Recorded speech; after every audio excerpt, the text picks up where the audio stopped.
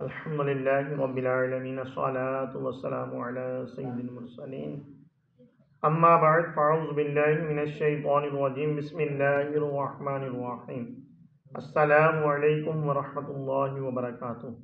امید کرتا ہوں کہ تمام ویورز خیر واپس سے ہوں گے۔ دعا کرتا ہوں کہ رب تعالی ہم سب پر اپنا خصوصی کرم فرمائے۔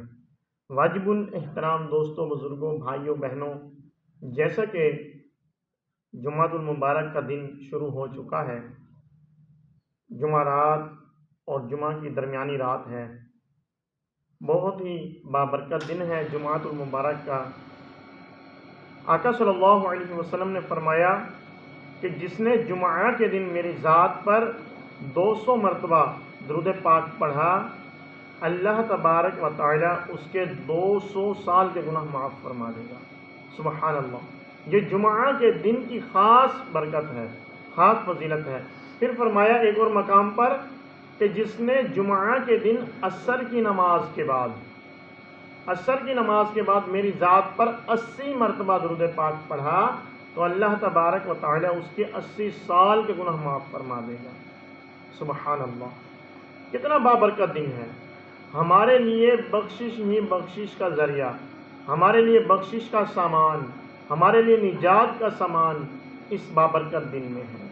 تو ہمیں بھی چاہیے کہ اس بابرکت دن کو خوب ادب و احترام کے ساتھ اچھے انداز سے گزاریں تاکہ اس بابرکت دن کے صدقے ہماری بخشش ہو جائے۔ واجب الاحترام دوستوں، بزرگوں، بھائیوں، بہنوں، جمعہ تمام دنوں کا سردار ہے۔ جمعہ وہ بابرکت دن ہے کہ جس میں اللہ کے نبی حضرت آدم علیہ السلام کی مٹی اکٹھی کی گئی۔ یہ وہ بابرکت دن ہے جس میں حضرت آدم علیہ السلام میں روح پھونکی گئی۔ یہ وہ بابرکت دن ہے کہ جس میں حضرت آدم علیہ السلام کو زمین پر بھیجا گیا اور اسی دن آپ کی دعا قبول ہوئی۔ اور یہ وہ بابرکت دن ہے کہ جس میں اس دنیا کو پیدا کیا گیا، اس دنیا کو بنایا گیا۔ یہ وہ بابرکت دن ہے کہ جس دن جہنم کی آگ نہیں سلگائی جاتی، یعنی کہ جہنم کی آگ نہیں بھڑکائی جاتی۔ یہ وہ بابرکت دن ہے کہ جس میں ایک عمل کا اجر جو ہے 70 گنا کر دیا جاتا ہے۔ اگر جمعہ کے دن حج ہو تو 70 حج کے برابر ثواب ملتا ہے، اور جمعہ کے دن ہر نیکی کا اجر 70 گنا۔ اور اسی طرح سے جمعہ کے دن اگر کوئی شخص گناہ کرتا ہے تو اس کا جو گناہ ہے وہ بھی 70 گنا ہے۔ تو ہمیں اس بابرکت دن میں گناہوں سے بچنا چاہیے، کیونکہ یہ وہ بابرکت دن ہے کہ جس کے بارے میں اللہ تبارک و تعالیٰ نے قرآن پاک میں ایک پوری سورت نازل فرمائی، اور اس سورت کا نام سورہ جمعہ رکھ دیا۔ اور اس میں اللہ تبارک و تعالیٰ فرماتا ہے، یا ایھا الذین آمنوا اذا نودی للصلاۃ من یوم الجمعۃ فاسعوا الی ذکر اللہ وذروا البیع ذلکم خیر لکم ان کنتم تعلمون۔ اے ایمان والو، جب نماز کی اذان ہو جمعہ کے دن تو اللہ کے ذکر کی طرف دوڑو اور خرید و فروخت چھوڑ دو، یہ تمہارے لیے بہتر ہے اگر تم جانو۔ سبحان اللہ۔ تو جمعہ کے دن خرید و فروخت چھوڑنے کا حکم رب تعالیٰ کی طرف سے ہے۔ جب جمعہ کی اذان ہو جائے تو پھر رب تعالیٰ کی طرف سے حکم ہے کہ خرید و فروخت چھوڑ دو، یہ تمہارے لیے بہتر ہے اگر تم جانو۔ تو یہ رب تعالیٰ کا حکم ہے۔ اگر ہم رب تعالیٰ کا حکم نہیں مانتے تو ہم گناہ گار ہوتے ہیں۔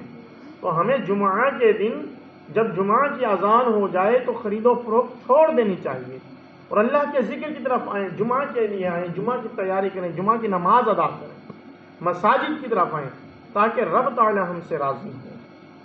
آقا صلی اللہ علیہ وسلم نے پہلا جمعہ کب ادا فرمایا؟ صدر الفاضل حضرت علامہ مولانا سید محمد نعیم الدین مراد آبادی رحمۃ اللہ تعالی فرماتے ہیں حضور اکرم صلی اللہ علیہ وسلم نے جب ہجرت کر کے مدینہ طیبہ تشریف لائے تو 12 ربیع الاول روز دوشنبہ یعنی پیر شریف کو چاشت کے وقت مقام قبا میں اقامت فرمائی.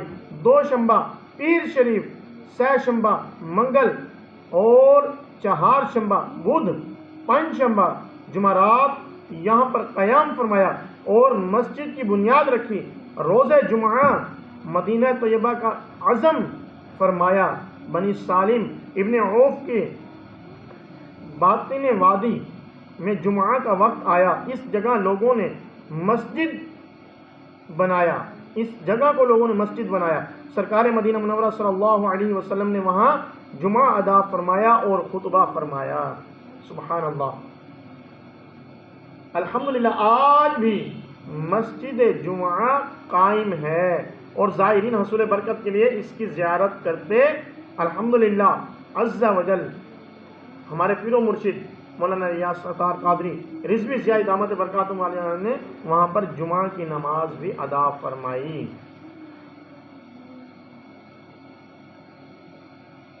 اور وہاں کی زیارت بھی آپ کو کئی بار نصیب ہوئی. مفسر شہیر حکیم الامت احمد یار خان نعیمی علیہ رحمۃ اللہ فرماتے ہیں چونکہ اس دن میں تمام مخلوقات وجود میں مجمع اکٹھی ہوئی کہ تکمیل خلق اسی دن ہوئی. نیز حضرت سیدنا آدم علیہ نبی علیہ السلام کی مٹی اسی دن جمع ہوئی. نیز اسی دن میں لوگ جمع ہو کر جمعہ کی نماز ادا کرتے ہیں. ان وجوہ سے جمعہ اس کو کہا جاتا ہے.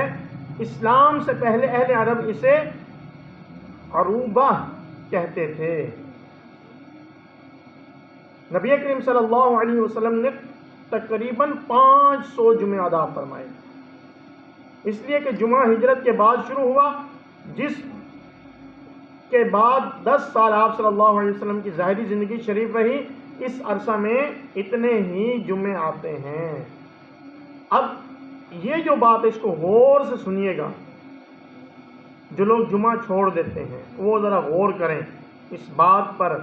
اللہ کے محبوب دانِ غیوب منزل حضور صلی اللہ علیہ وسلم کا فرمان عبرت نشان ہے جو شخص 3 جمعہ کی نماز سستی کے سبب چھوڑ دے اللہ عز و جل اس کے دل پر مہر کر دے گا. اللہ اکبر.